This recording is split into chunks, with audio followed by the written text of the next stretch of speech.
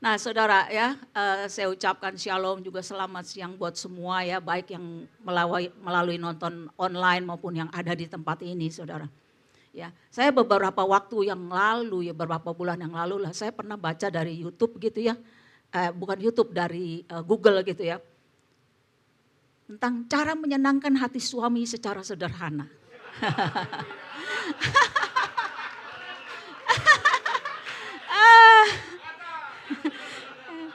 Iya, jadi kepengen tahu gitu saudara ya, apa sih, gimana sih emang caranya gitu ya. Nah ini di sini dia bilang gini katanya, lakukan hal favoritnya. Terus menghujani suami dengan pujian. Terus ketiga, mengetahui kebutuhan suami. Keempat, hindari perdebatan. Jangan merasa diri itu selalu benar gitu ya, yang paling benar gitu. Terus tunjukkan kasih sayang katanya. Bersikap sportif katanya gitu ya. Penampilan seperti yang disukai suami. Terus ekspresikan rasa terima kasih kita kepada dia ya. Mengajak suami kencan katanya. Terus pertahankan ketenangan saat bertengkar. Jangan suka teriak-teriak ya istri-istri kalau lagi berantem ya. Terus buat suami merasa penting yang istrinya suka teriak-teriak. Nah pulang-pulang nanti suaminya bilang dah, no, lain kali kalau berantem jangan teriak-teriak ya. Buat suami merasa penting, hindari terlalu sering mengomel katanya tuh. Pijat suami, waduh. Kalau saya saudara suruh pijat ya saya nggak tahan lama-lama saudara. Saya bilang kalau memang lagi butuh dipijat, pergi ke refleksi aja deh gitu.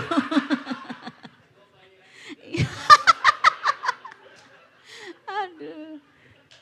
Iya kalau enggak misal panggil embok-embok tuh yang biasa kan sekarang udah ada kan ya yayasannya tuh yang panggil gitu terus buat pijit begitu. Daripada saya pijit saya kurang tenaganya saya bilang, enggak berasa ntar. Nah sekarang saudara itu kan kalau kita lihat itu saya baru ambil sebagian loh saudara ya.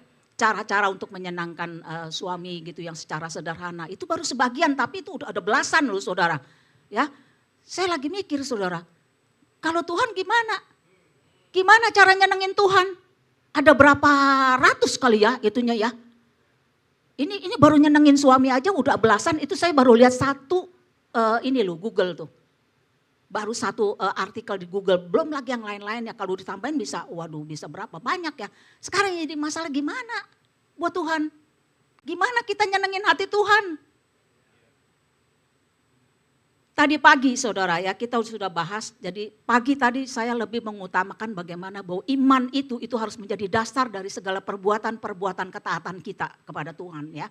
Nah saudara, waktu di dalam Yohanes pasal yang ke-6, di situ kan dibilang waktu bagaimana orang Israel itu setelah mereka melihat mujizat kesembuhan yang dilakukan oleh Tuhan Yesus, terus mereka juga dikasih makan 5.000 orang laki-laki itu dikasih makan hanya dari 5 roti jelai dan 2 ekor ikan.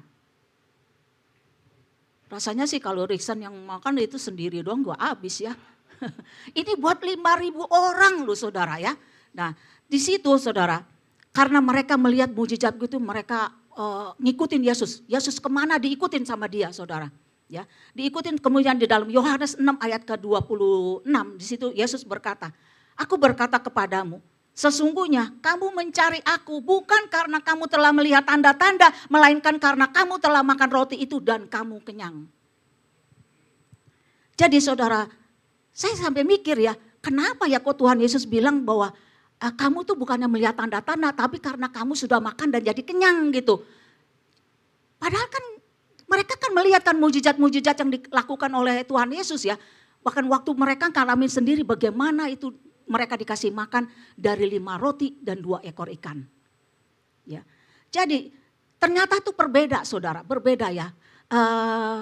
Kita tuh bisa melihat itu sebagai satu tanda-tanda yang Tuhan lakukan. Kita bisa melihat kealahannya Tuhan, kedahsyatannya Tuhan. Bahwa bagaimana bahwa posisi Tuhan dengan kita itu jauh berbeda ya gitu ya. Bahwa dia itu Allah, dia raja di atas segala raja. Dia mampu melakukan hal-hal yang seperti itu gitu saudara. Ya, sedangkan mereka yang mereka pikirin itu cuman perutnya saudara. Mereka senang karena perutnya udah kenyang, udah makan gratis lagi gak bayar. Karena Tuhan Yesus yang kasih makan begitu saudara. Jadi sama aja saudara, kayak orang misalnya udah ngalamin kesembuhan, belum tentu loh saudara dia percaya kepada Tuhan.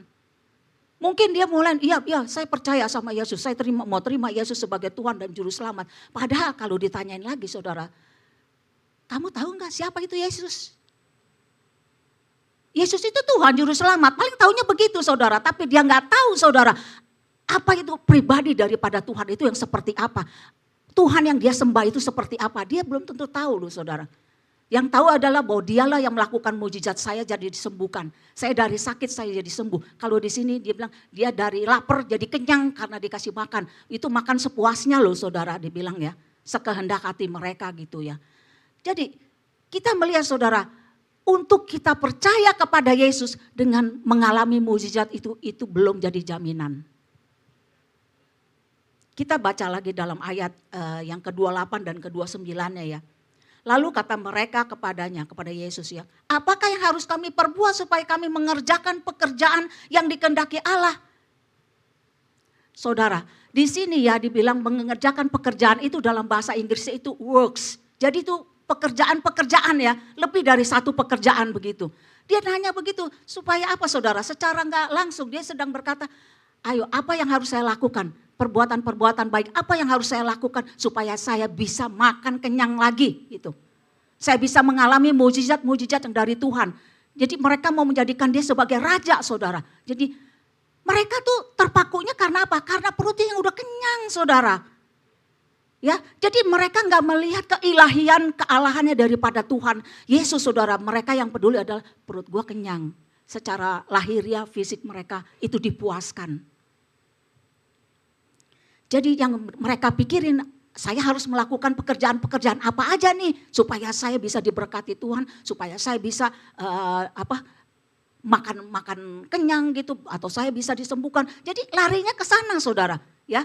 Jadi yang mereka pikir itu, tapi Yesus itu cuman bilang, inilah pekerjaan, cuman work aja saudara. Jadi cuman satu pekerjaan ya. Work katanya dia bilang, yang dikehendaki Allah itu, yaitu hendaklah kamu percaya kepada dia yang telah diutus Allah. Bagi Yesus saudara, itu cuma ada satu kerjaan yang dikehendaki Allah. Tapi buat orang-orang Israel itu dibilang itu banyak pekerjaan-kerjaan. Karena mereka harus mungkin ngunjungin orang yatim piatu lah apa kali. Pokoknya segala perbuatan-perbuatan baik gitu saudara. Jadi banyak yang mereka pikirin untuk bisa nyenangin hati Tuhan. Untuk melakukan kehendak Tuhan. Tapi Yesus cuma berkata satu aja kerjaan yang Tuhan kehendaki. Yaitu percaya kepada dia yang diutus Allah. Percaya kepada Yesus. Jadi saudara, Yesus ini di sini sedang bicara soal iman. Betul gak saudara? Dia sedang bicara soal iman, yaitu percaya kepada Yesus. Terus di dalam ayat yang ke-30 sampai 31, saudara ini cuma rangkuman dari yang tadi pagi ya saudara ya. Supaya saudara nggak kaget waktu dengar yang nanti selanjutnya ini. Maka kata mereka kepadanya, tanda apakah yang kau perbuat supaya dapat kami melihatnya dan percaya kepadamu? Pekerjaan apakah yang kau lakukan? Nenek moyang kami telah makan mana di padang gurun seperti ada tertulis mereka diberinya makan roti dari surga. Saudara bisa bayangin mereka udah melihat mujizat-mujizat kesembuhan dan waktu mereka juga dapat makan, dikasih makan dari 5 roti dan 2 ikan. Tapi mereka masih bertanya, tanda apakah yang kau perbuat? Jadi benar yang Tuhan Yesus bilang bukan tanda-tanda yang mereka lihat. Tapi perut yang sudah kenyang. Ya, jadi buktinya di sini mereka masih bertanya gitu, tanda apakah yang kau perbuat supaya kami dapat melihatnya dan percaya kepadamu? Nah tuh saudara, beda kan orang yang melihat mujizat-mujizat dari Tuhan itu belum tentu dia tuh bisa percaya kepada Tuhan sebagaimana Tuhan itu adanya saudara. Jadi dia bilang kata nenek moyang kami kan udah makan mana di padang gurun seperti ada tertulis mereka diberinya makan roti dari surga.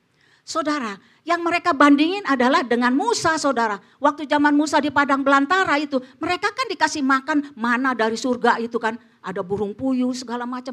Dan mereka bahkan juga saudara ngalamin kalau mereka lagi haus, mereka minta minum, dikasih minum. Mereka udah melewati 10 tulah, mereka melewati laut merah itu, laut Kolsom itu saudara ya. Mereka bisa melewati semua itu adalah mukjizat dari Tuhan. Tapi tetap aja saudara. Mereka waktu Musa nggak ada, waktu lagi ada di atas gunung gitu saudara ya. Di gunung Sinai itu. Mereka mintanya apa saudara? Dibuatkan lembu emas. Padahal mereka makan-makan semua itu, minum segala macam. Itu Tuhan kasih free, gratis saudara. Tuhan berkatin itu semuanya. Tapi waktu mereka, si Musanya nggak ada lagi saudara, lagi ada di puncak gunung. Mereka mengorbankan emas-emas mereka, perhiasan mereka untuk dibikin lembu emas saudara. Jadi mujizat saudara, itu nggak membuat orang tuh percaya kepada Yesus saudara. Belum tentu maksudnya gitu. Tapi kalau orang yang memang hatinya nih saudara punya sikap yang benar. Dia waktu dia mengalami mujizat dari Tuhan. Dia harus bisa mengerti bahwa sebenarnya Tuhan sedang menyatakan dirinya kepada dia saudara. Tadi pagi saya sudah mengajarkan ya bahwa Tuhan melakukan perkara-perkara apapun saudara. Baik itu mujizat yang besar, yang kecil. Itu semuanya karena Tuhan ingin menyatakan siapa diri dia kepada kita. Ya, waktu dia kasih makan 5.000 orang. Dia kan lagi mau mengajarkan kepada orang Israel kan. Akulah makanan yang sesungguhnya.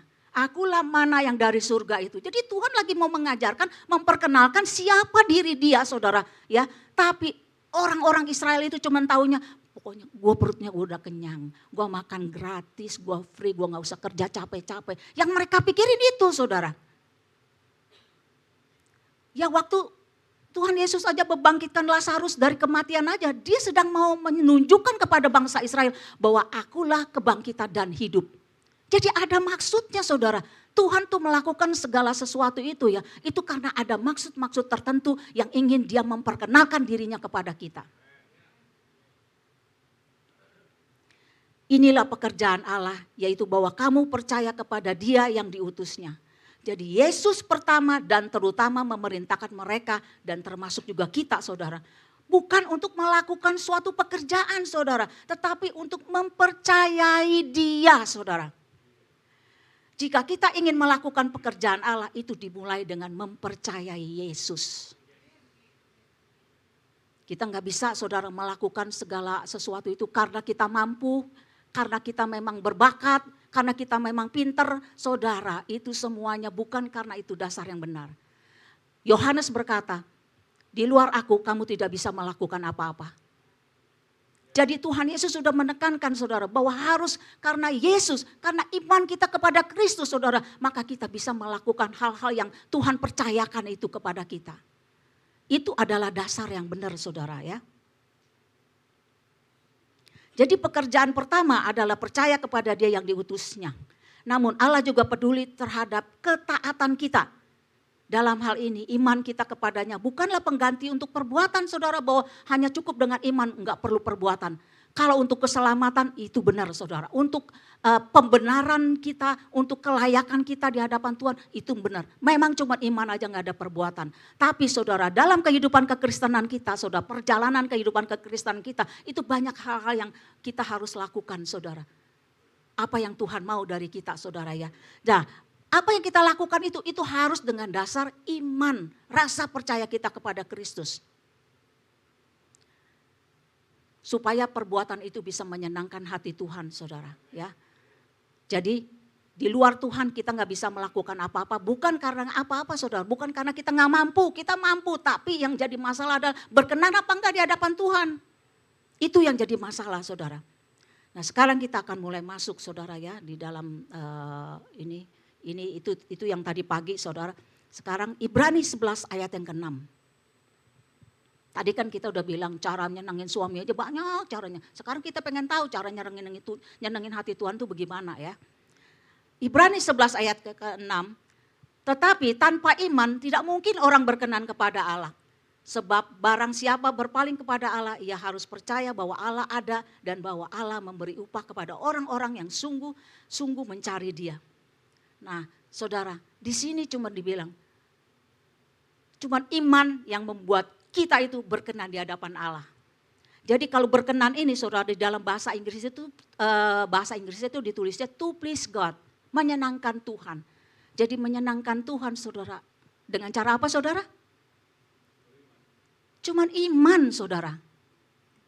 Kan tadi juga kita udah bilang kan bahwa bagi manusia itu banyak pekerjaan apa yang harus kita lakukan supaya untuk melakukan kehendak Allah. Tapi Tuhan Yesus cuma bilang satu aja pekerjaan yang untuk menyenangkan hati Allah yang dikehendaki Dia, yaitu percaya kepada Yesus. Jadi menyenangkan hati Allah cuma satu caranya saudara. Enggak banyak. Lebih susah nyenengin hati suami.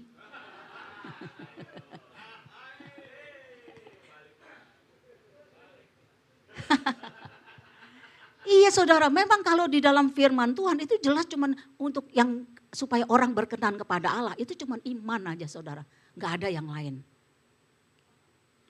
Berarti kita punya Yesus. Kalau kita punya iman, kita punya Yesus. Kita percaya kepada Yesus. Itu saudara ya. Kita percaya kepada janji-janjinya, kita percaya kepada pekerjaan-pekerjaannya, kita percaya kepada karyanya dia, kita percaya kepada semua apa yang sudah dia lakukan, yang sudah dinyatakan tentang dia itu ada ya di dalam firman-Nya. Itu adalah syaratnya saudara. Kita akan lihat contoh-contoh, ada beberapa ayat-ayat, saya nggak ambil semua saudara karena banyak ya. Dari Ibrani pasal yang 11 ini saudara. Ini adalah tokoh-tokoh iman ya, kalau saudara baca ini banyak orang-orang satu-satu yang disebutkan di dalam tokoh iman ini saudara. Jadi ayat yang keempat dibilang, karena iman Habel telah mempersembahkan korban yang lebih baik daripada Kain. Saudara ingat saudara, iman harus menjadi dasar dari perbuatan-perbuatan ketaatan kita. Dan Habel ini saudara, dia mempersembahkan korban yang lebih baik itu karena apa? Karena iman saudara. Ini yang menjadi kuncinya. Terus di dalam ayat yang kelima, karena iman Henok terangkat supaya tidak mengalami kematian.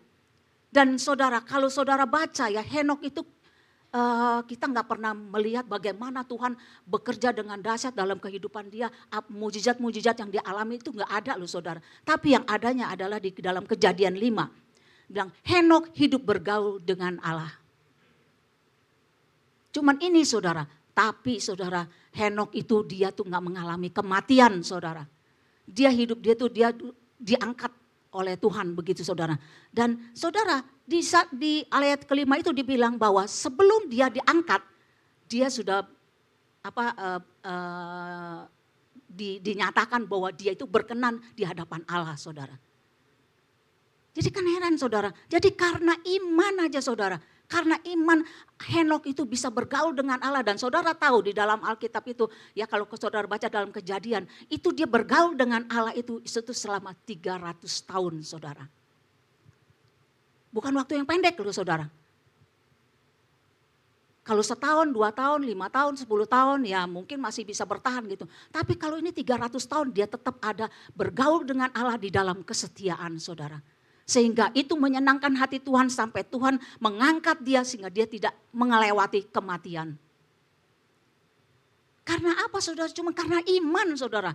Semuanya itu Henok itu bisa melakukan itu hanya karena iman. Dia bisa membangun hubungan dengan Tuhan.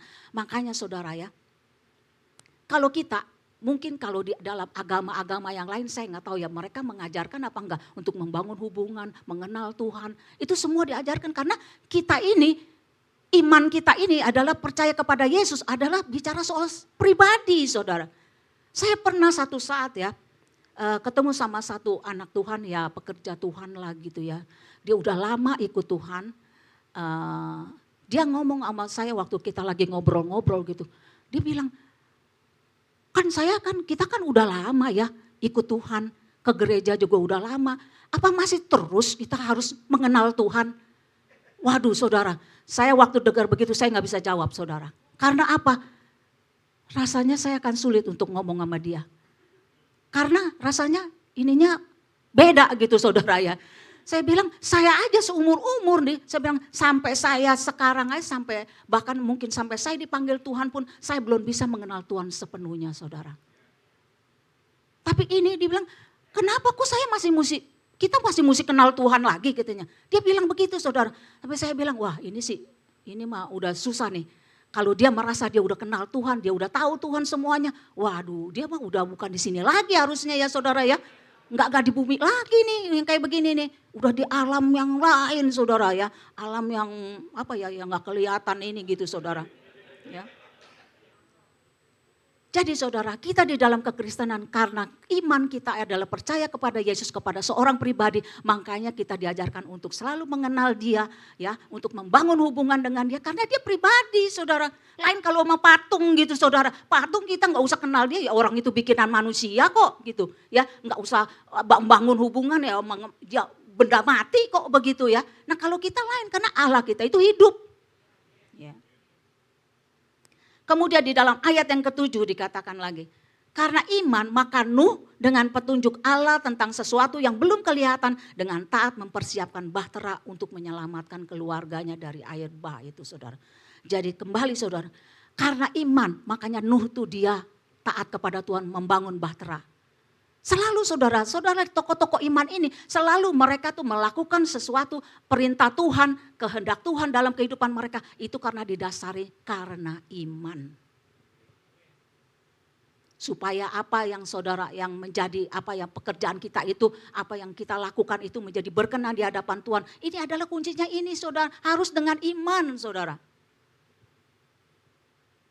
Jadi kalau baca ayat ini Ibrani ini nggak usah sampai sulit-sulit. Aduh bagaimana ya karena iman ini gini. Pokoknya yang simpel aja saudara. Itu imanlah yang membuat dia melakukan apa yang menjadi kehendak Tuhan. Dia melakukan perintah yang sebetulnya dia sendiri belum pernah lihat. Dia sendiri nggak tahu. Di zaman Nuh itu saudara, mereka manusia belum kenal hujan loh saudara. Bagaimana ngebayangin air bah sih saudara. Itu belum mereka kenal tapi mereka percaya bahwa perkataan Tuhan itu adalah benar. Jadi itu yang mereka lakukan saudara, si Nuh ini ya. Meskipun dia harus ngalamin mungkin diejek-ejek orang, apaan tuh air bah gitu, hujan aja enggak ada gitu ya saudara. Tapi dia tetap dia melakukannya. Itulah karena iman saudara. Kemudian di dalam ayat ke-8, karena iman Abraham taat kepada perintah Allah untuk dia keluar dari Ur Kasdim ke negeri yang tidak tahu kemana saudara dia harus pergi, negerinya itu seperti apa dia nggak tahu. Jadi kembali saudara, ketaatan daripada Abraham ini kepada perintah Tuhan, kepada kehendak Tuhan, itu karena iman saudara. Itu yang membuat mereka ini saudara, tokoh-tokoh iman itu masuk di dalam firman Tuhan. Itu karena itu mereka itu mendapat penghargaan, dipuji oleh Tuhan. Sehingga dia masuk di dalam tokoh-tokoh iman ini cuma karena apa saudara? Karena ketaatan mereka itu adalah karena iman.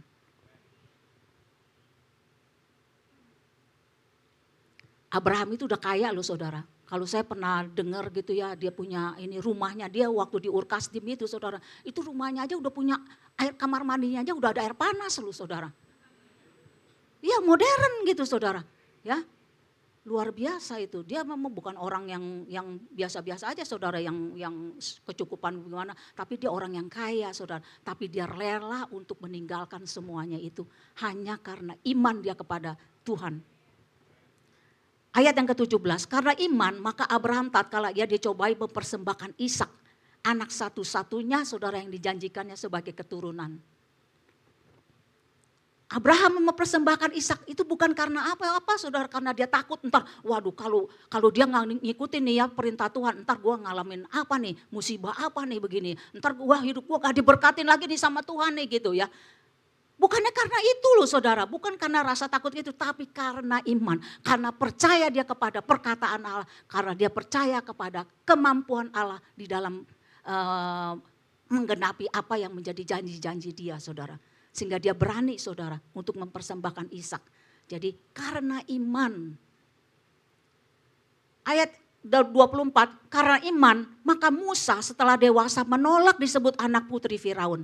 Karena ia lebih suka menderita sengsara dengan umat Allah daripada untuk sementara menikmati kesenangan dosa. Ia menganggap penghinaan karena Kristus sebagai kekayaan yang lebih besar daripada semua harta Mesir. Sebab pandangannya ia arahkan kepada upah. Karena iman saudara ya. Jadi dia menolak, dia lebih senang hidup di dalam penderitaan sebagai umat Allah daripada dia hidup dalam kenyamanan sebagai anak putri Firaun saudara ya. Di istana hidupnya saudara, sedangkan dia waktu dia keluar itu adalah dia harus hidup di padang belantara. Ayat yang ke-27, karena iman maka ia telah meninggalkan Mesir dengan tidak takut akan murka raja. Saudara, karena iman dia pergi meninggalkan Mesir itu saudara. Ya. Jadi hal-hal yang dia lakukan ini semua itu dasarnya karena iman, itulah yang menyenangkan hati Tuhan. Karena iman juga mereka telah melintasi laut merah, katanya sama seperti melintasi tanah kering. Sedangkan orang Mesir saudara yang gak punya iman saudara, tenggelam dia saudara. Tapi dia punya iman sehingga akhirnya dia bisa mampu melewati laut merah. Nah yang ajaibnya saudara yang saya baca adalah waktu di dalam ayat 32 sampai ayat yang ke-37 saudara. Ya. Dan apakah lagi yang harus aku sebut sebab aku akan kekurangan waktu apabila aku hendak menceritakan tentang Gideon, Barak, Simson, Yefta, Daud dan Samuel dan para nabi. Yang karena iman telah menaklukkan kerajaan-kerajaan, mengamalkan kebenaran, memperoleh apa yang dijanjikan, menutup mulut singa-singa, memadamkan api yang dahsyat. Mereka telah luput dari mata pedang, telah beroleh kekuatan dalam kelemahan, telah menjadi kuat dalam peperangan dan telah memukul mundur pasukan-pasukan tentara asing. Ibu-ibu telah menerima kembali orang-orang yang telah mati sebab dibangkitkan. Karena iman saudara. Mereka bisa mengalami kemenangan-kemenangan, mendapatkan kekuatan saudara. Semua yang memperoleh kemenangan saudara. Tapi di dalam ayat yang berikutnya dibilang begini. Tetapi orang-orang lain membiarkan dirinya disiksa dan tidak mau menerima pembebasan. Supaya mereka beroleh kebangkitan yang lebih baik. Ada pula yang diejek dan didera, bahkan yang dibelenggu dan dipenjarakan. Mereka dilempari, digergaji, dibunuh dengan pedang. Mereka mengembara dengan berpakaian kulit domba dan kulit kambing sambil menderita kekurangan, kesesakan dan siksaan. Kalau kita lihat saudara dalam Ibrani 11 itu enggak menjanjikan saudara bahwa orang kalau punya iman yang besar hidupnya semua aman, nyaman, tentram. Enggak loh saudara. Ya banyak tantangan saudara. Kayak Nuh aja apa dia enggak ngalamin tantangan saudara waktu dia disuruh bangun bahtera. Orang-orang ketawain dia gitu saudara ya. Karena dia melakukan sesuatu yang enggak masuk di akal gitu saudara. Ya, jadi di sini Ibrani itu memberikan keseimbangan bahwa orang yang karena iman itu banyak mereka yang mengalami kemenangan, yang memperoleh kekuatan dan yang lain-lainnya saudara gitu ya. Tapi juga ada orang yang karena iman dia harus menderita, hidup dalam kekurangan, siksaan, ya digergaji segala saudara ya. Hanya karena iman mereka.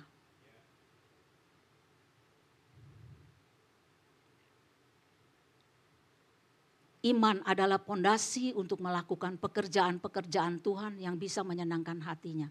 Pekerjaan pertama adalah percaya kepada Dia yang diutusnya. Iman kita kepadanya bukanlah pengganti untuk perbuatan. Iman kita adalah dasar untuk perbuatan-perbuatan ketaatan kita yang menyenangkan hati Tuhan. Jadi orang Kristen gak cukup cuma punya iman doang ya. Sekali lagi saudara, kecuali untuk keselamatan dan pembenaran, kelayakan kita saudara. Itu cuma iman aja saudara. Tapi selebihnya saudara, Yakobus sendiri berkata, iman tanpa perbuatan adalah mati. Jadi dibutuhkan saudara, ada perbuatan-perbuatan yang menyatakan bagaimana saudara, iman kita itu dibuktikan dengan perbuatan-perbuatan kita. Kitab Ibrani saudara, yang kita bahas ini kan Ibrani 11 ya. Kitab Ibrani itu sebetulnya itu ditulis ya.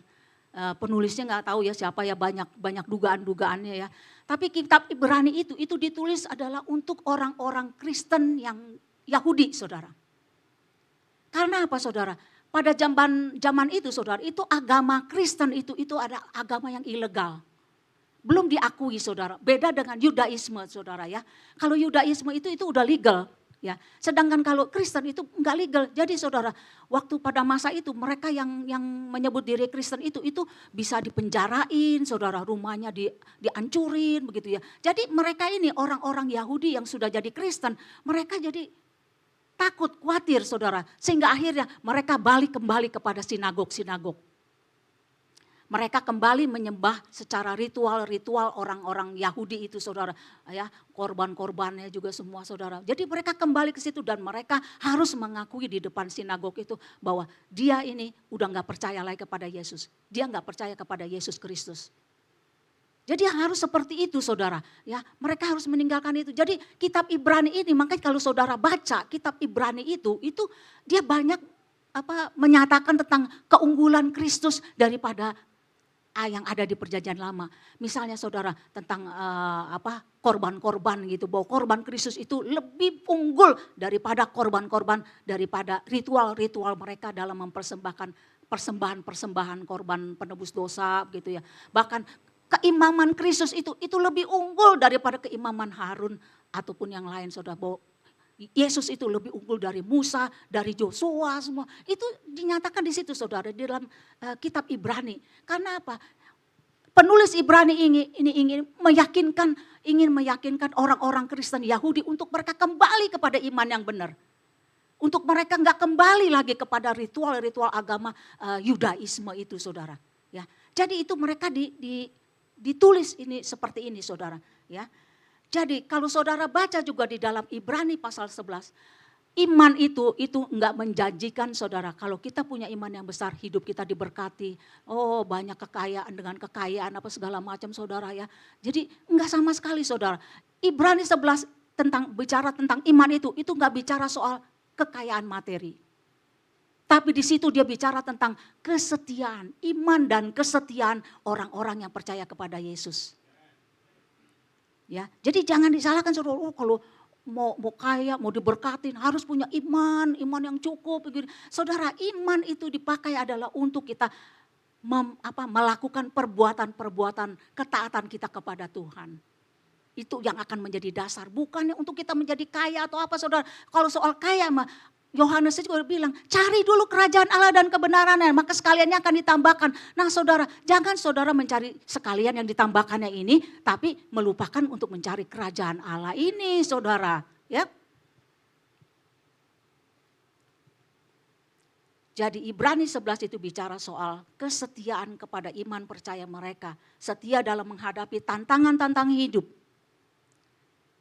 Sehingga mereka melakukan perbuatan-perbuatan yang menyenangkan hati Tuhan. Jadi bicara soal setia, saudara. Setia itu di dalam bahasa Inggrisnya itu adalah faith, full of faith. Jadi penuh dengan iman ya. Jadi penuh dengan iman itu berarti menjadi setia dalam hubungan kita dengan Tuhan. Berarti secara teratur mengandalkan pribadi, pekerjaan dan janji-janji Yesus Kristus. Kesetiaan itu berarti, saudara, mengandalkan Tuhan untuk mendapatkan kekuatan agar dapat mentaati Dia. Mengandalkan Tuhan saat kita membutuhkan pengampunan karena tidak menaati Dia. Saudara, untuk minta pengampunan, saudara, itu dibutuhkan iman loh, saudara. Karena kalau waktu kita sudah melakukan kesalahan, saudara ya, di hadapan Tuhan. Kalau kita datang pada Tuhan, kita minta ampun, ya Tuhan saya minta ampun begini-gini. Tapi kalau nggak ada iman, saudara, saudara pikir, benar nggak ya? Tuhan ampunin gue nggak ya?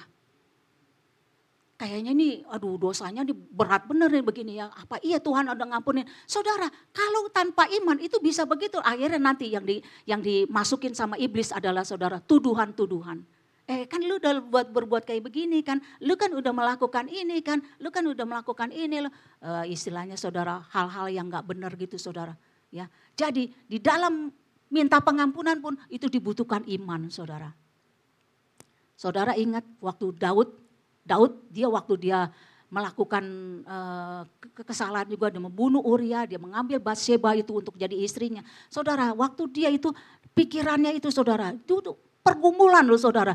Dia tahu dia ini salah, dia salah. Tapi saudara, dia tuh bertahan terus di ini ya, dia gak mau membereskan, saudara, sampai akhirnya Nabi Nathan harus datang, dia menegur dia.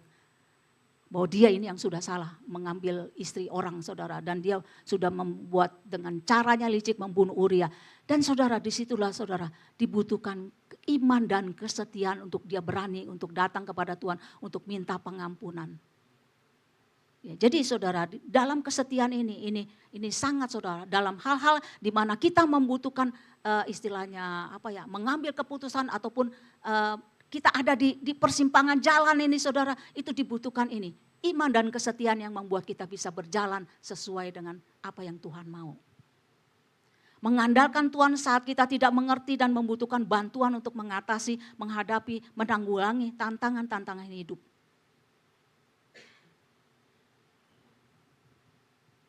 Banyak hal, saudara ya, ketika kita menghadapi tantangan-tantangan hidup, saudara, kita nggak ngerti. Kita nggak ngerti apa ya maunya Tuhan ya, apa nih rencana Tuhan ya begini. Nah, disinilah, saudara, dibutuhkan kesetiaan. Dengan kita mengandalkan kepada Tuhan untuk kita bisa mengerti, saudara, ya. Dan membutuhkan bantuan untuk bisa mengatasi semuanya ini. Kita mengandalkan Tuhan. Iman itu bicara juga kita mengandalkan Tuhan di dalam segala aspek kehidupan kita, saudara. Tapi saudara, jangan saudara pikir, saya kan harus melakukan apa yang dikehendak Tuhan gitu ya. Saudara ingat juga ada hal-hal tertentu kenapa Roma berkata kita harus renewing our mind. Perbaharui ini pikiran kita ini saudara. Karena apa? Dengan firman Tuhan itu saudara terjadi perombakan-perombakan di dalam pikiran. Sehingga waktu kita menjalani kehidupan kita, kadang-kadang saudara kita nggak usah cari tahu Tuhan apakah ini kehendakmu Tuhan. Karena apa saudara? Sound mind ini loh saudara. Pikiran yang sudah dibentuk, yang sudah diperbarui ini saudara. Kita akan tahu dengan sendirinya saudara. Ya, misalnya aja, Tuhan hari ini saya mesti pakai baju apa ya Tuhan ya? Yang sesuai dengan kehendak Tuhan. Atau saya mesti masak apa ya Tuhan hari ini ya? Sesuai dengan kehendak Tuhan begitu saudara. Hal-hal yang kayak begitu itu mas saudara, ini dibutuhkan cuman ini. Saudara kita dikasih otak loh saudara. Jadi hal-hal yang seperti itu kita bisa menentukan dengan hikmat dari kita sendiri saudara. Karena itu hal-hal yang kehidupan sehari-hari yang enggak membutuhkan harus pakai nanya Tuhan dulu apa gimana. Enggak saudara yang kayak begitu. Kita udah tahu saudara, values Tuhan itu sudah ada di dalam pikiran kita. Kayak misalnya anak sekolah, kalau mau nyontek, kita kan udah tahu saudara. Itu nggak usah tanya sama Tuhan lagi. Ya, itu udah jelas, itu udah nggak boleh itu yang kayak begitu. Kayaknya udah punya istri satu, kepengen lagi nih, ada yang lebih bagus. Saudara itu juga values, saudara values Tuhan. Ya kita nggak usah nanya sama Tuhan lagi. Saya boleh nggak Tuhan nih sama perempuan ini? Nggak usah nanya lagi, saudara. Jadi pikiran kita kan udah dibaharui oleh firman Tuhan. Kita udah harus tahu saudara hal-hal yang memang harus benar-benar kita mengandalkan Tuhan. Ada lagi ya ini nggak usah saudara, karena pikiran kita nih sudah dibaharui oleh firman. Values dari kerajaan Allah itu sudah ada, saudara.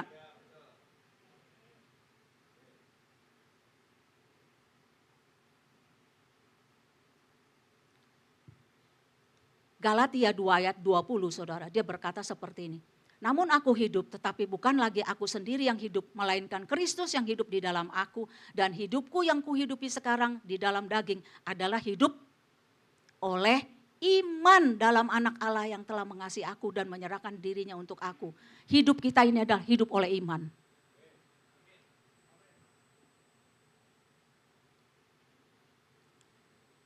Menjadi setia saudara, penuh dengan iman itu, faithful itu saudara, itu gak berarti kita itu udah sempurna saudara. Kita itu udah gak ada dosanya, enggak begitu saudara. Saudara bisa ngelihat kok banyak tokoh-tokoh di dalam Alkitab itu juga ya contohnya aja yang udah jelas Daud ya. Menjadi setia itu gak berarti bahwa kita itu udah sempurna. Waktu Tuhan datang yang kedua kali, dia bukan cari orang Kristen yang sempurna saudara. Tapi orang Kristen yang punya iman dan setia sampai akhir. Jadi kita akan lihat saudara dari apa yang saya pelajari ini tentang iman ini saudara, kesimpulannya adalah perbuatan-perbuatan kita yang diperhitungkan Allah adalah perbuatan-perbuatan yang dilandasi iman. Kita disebut orang percaya karena kita terus-menerus menaruh iman, kepercayaan, dan keyakinan kita kepada Tuhan. Jadi perbuatan yang diperhitungkan Allah adalah perbuatan-perbuatan yang dilandasi iman. Saya tuh pernah mikir saudara, di Alkitab kok ada gitu ya masa-masa yang tertentu ini kok ini kosong gitu ya, katanya kok nggak ada beritanya. Kalau saudara baca di dalam Kejadian aja tentang Abraham itu saudara, itu Abraham pasal berapa ya di Kejadian 17 sama 18 apa kalau nggak salah, itu perbedaannya saudara tahu nggak itu? Itu bertahun-tahun loh saudara. Jadi sudah bertahun-tahun itu baru mulai ada lagi pasal yang barunya lagi gitu ya. Jadi saya suka bertanya-tanya, Tuhan terus ini pasal-pasal yang ininya, yang kosong ini dia kehidupan Abraham ini nih ngapain aja nih ya? Kok nggak ada dicatat di dalam firman Tuhan? Padahal dia kan bapak orang beriman begitu ya. Dan saya cuma punya satu kesimpulan bahwa karena nggak ada perbuatan-perbuatan apa yang pokoknya yang menyatakan iman yang nyata di dalam kehidupan Abraham sehingga itu nggak ada saudara, nggak dituliskan. Jadi kalau kita mau saudara perbuatan-perbuatan kita tuh ada nilainya di mata Tuhan ya, itu harus saudara perbuatan-perbuatan di dalam iman percaya. Baru itu yang diperhitungkan saudara. Kemudian yang kedua saudara, dengan iman kehidupan Kristen kita dimulai dan dengan iman pula kita bertahan hingga akhir. Iman bukan hanya tindakan sekali, tetapi proses yang terus menerus dalam mempercayai dan mengandalkan Tuhan. Ya, jadi iman bukannya cuma sekali, oh ini dia butuh iman, udah gitu udah enggak lagi saudara. Enggak saudara, itu adalah terus menerus saudara. Perjalanan hidup seorang Kristen sering digambarkan sebagai perjalanan ketekunan dan kesetiaan. Dan iman adalah cara orang percaya bertahan melalui cobaan, ketidakpastian dan tantangan hidup. Ibrani 11 menyoroti bahwa kepercayaan kepada karakter dan janji-janji Tuhan adalah inti dari kehidupan orang percaya. Makanya kita perlu tahu saudara, karakter Tuhan, apa yang menjadi janji-janji Tuhan saudara, itu perlu kita tahu saudara ya. Iman adalah permulaan sekaligus penopang kehidupan Kristen. Dari keselamatan hingga pengudusan, orang percaya terus menaruh keyakinan mereka kepada Tuhan. Mempercayai bimbingan, pemeliharaan, dan rencananya. Maka dari itu iman menjadi gaya hidup. Komitmen harian untuk percaya pada kebaikan Tuhan. Bahkan ketika keadaan seolah-olah mengatakan sebaliknya. Dan mereka menaati firman Tuhan bahkan ketika mereka tidak memahaminya. Berjalan dalam iman adalah menerima sebagai kebenaran hal-hal yang belum bisa kita sentuh, yang kita rasakan atau lihat. Lalu bertindak berdasarkan hal itu dalam ketaatan. Ini adalah cara hidup yang menyenangkan hati Tuhan. Jadi banyak hal kalau yang Tuhan minta kita melakukan sesuatu saudara yang kayaknya kok enggak mungkin ya, kayaknya mustahil begitu saudara. Tapi kita lakukan itu di dalam ketaatan. Inilah saudara cara hidup yang menyenangkan hati Tuhan. Sekali lagi saudara, kita enggak akan bisa memiliki iman yang sempurna. Tapi kita bisa mengandalkan satu pribadi yang sempurna yang telah mengandalkan Allah Bapanya yaitu Yesus Kristus Juru Selamat kita. Dialah yang menjadi andalan kita saudara. Kita tahu bahwa ukuran iman yang telah kita terima dapat ditingkatkan dengan melakukan dua hal.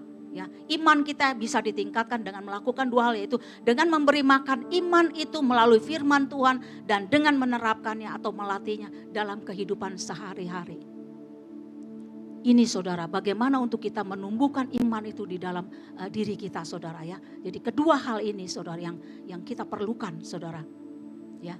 Jadi banyak hal saudara, kita pikir untuk menyenangkan hati Tuhan itu, waduh susah kali ya. Nyenengin suami aja udah susah apalagi Tuhan gitu. Tapi ternyata saudara firman Tuhan tuh ngajarin nyenengin Tuhan tuh cuma satu saudara. Dengan memiliki iman itu aja saudara ternyata ya. Percaya kepada dia, percaya kepada janji-janji dia, percaya kepada firman-Nya, percaya kepada perkataannya saudara. Apa yang sudah dia nyatakan saudara, itu yang harus kita pegang. Yang sekalipun katanya kalau kita tadi ayat ini kesimpulan ini bilang itu kita nggak bisa ngerti, belum kita sentuh, kita belum rasain saudara. Tapi yang penting adalah kita percaya, kita tetap melakukan itu. Itulah yang menjadi hal yang menyenangkan hati Tuhan. Pekerjaan untuk menyenangkan hati Tuhan cuma satu, betul saudara? Apa itu? Iman saudara. Dengan kita memiliki iman, makanya gak heran Tuhan waktu datang kedua kalinya, dia cuma bilang, adakah iman di bumi ini saudara? Yang dia cari itu iman saudara.